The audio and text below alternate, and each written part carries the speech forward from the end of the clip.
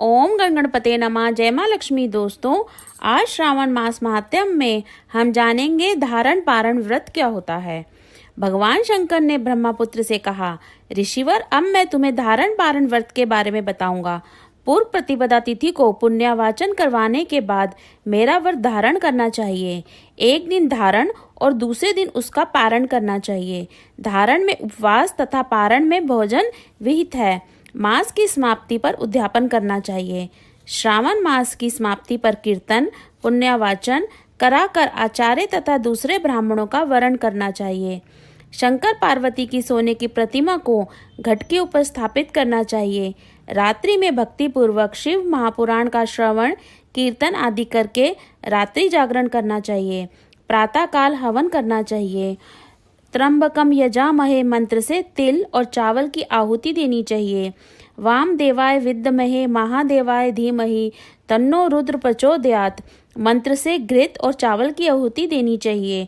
ओम नमः शिवाय मंत्र से खीर की आहुति देनी चाहिए। इनकी पूर्ण आहुति देकर होम समाप्त करना चाहिए।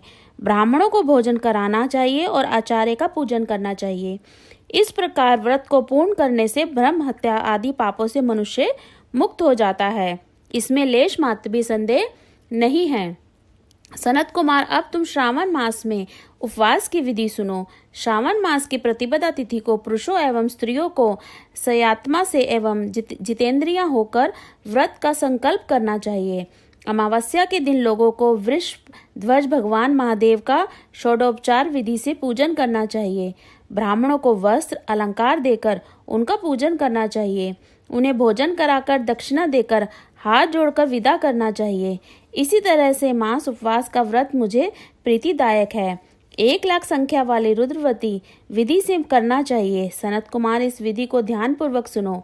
यह संपूर्ण सिद्धियों को देने वाला है। साधारण रुई की 11 बत्तियां निर्मित करें। यह बत्तियां रुद्रवती नाम से जानी जाती हैं। श्रावण मास के प्रथम दिन इस विधि से संकल्प करें। श्रावण मास में देवों के देव महादेव हैं। मैं भक्ति पूर्वक गौरीश की 1,00,000 बत्तियों से आरती करूंगा। यह संकल्प कर प्रतिदिन 1,000 बत्तियों द्वारा पूजन करना चाहिए।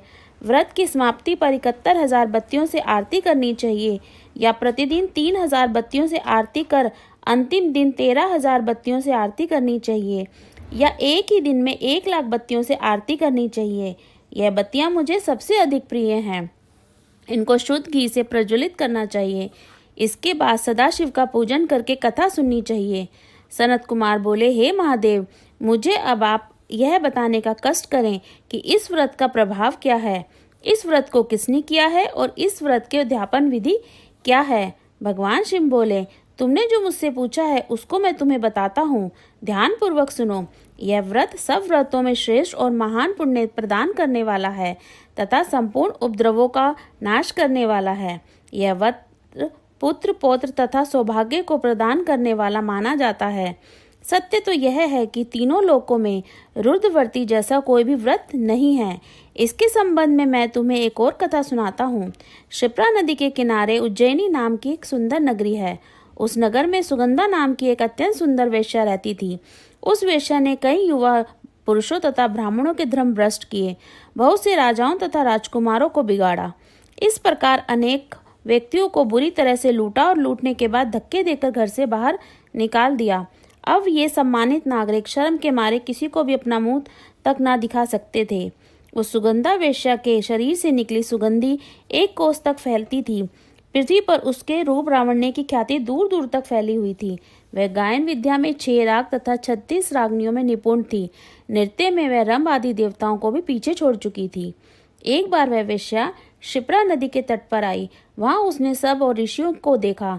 कुछ ब्राह्मण स्नान कर रहे थे, कुछ भगवान शिव या भगवान विष्णु की अर्चना कर रहे थे। उसने वहां ऋषि वशिष्ठ को बैठे देखा। उनके दर्शन मात्र से प्रभाव से उस वेश्या की बुद्धि परिवर्तित हो गई।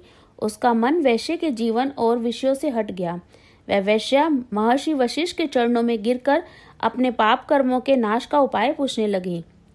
सुगंधा वेश्या ने कहा, प्रभु, मैंने आज तक बहुत पाप किए हैं। आप मुझे उन पापों से छुटकारा दिलाने का कोई उपाय बतलाइए। महर्षि वशिष्ठ जी बोले, तुम मेरी बात ध्यान पूर्वक सुनो। तुम्हारे पापों का नाश जिस पुण्य के करने से होगा वह सब उपाय मैं तुम्हें बताता हूँ। तुम वाराणसी में जाकर रुद्रव्रती नामक व्रत करो। यह व्रत महान पुण्य देने वाला तथा शिव शंकर की भक्ति में मन को लगाने वाला है। इस व्रत के करने से तुम्हारी सद्गति होगी। महर्षि वशिष्ठ के वचन सुनकर सुगंधा वाराणसी चली गई। उसने महर्षि वशिष्ठ द्वारा बताए व्रत को विधि विधान सहित किया, जिसके फलस्वरूप यह वेश्या पंच भौतिक शरीर को त्याग कर भगवान शंकर के शरीर में विलीन हो गई।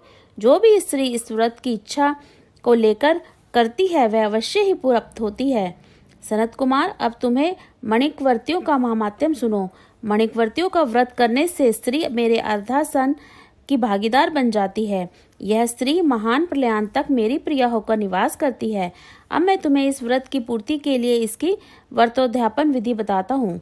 इस व्रत को करने वाली स्त्री पार्वती सहित शंकर की प्रतिमा स्थापित करे। शिव पार्वती की प्रतिमा स्वर्ण की बनी हुई होनी चाहिए तथा वृषभ की प्रतिमा चांदी की बनी हुई होनी चाहिए। यथाविधि पूजन करके रात्रि को जागरण करें। प्रातःकाल नदी पर जाकर स्नान करें।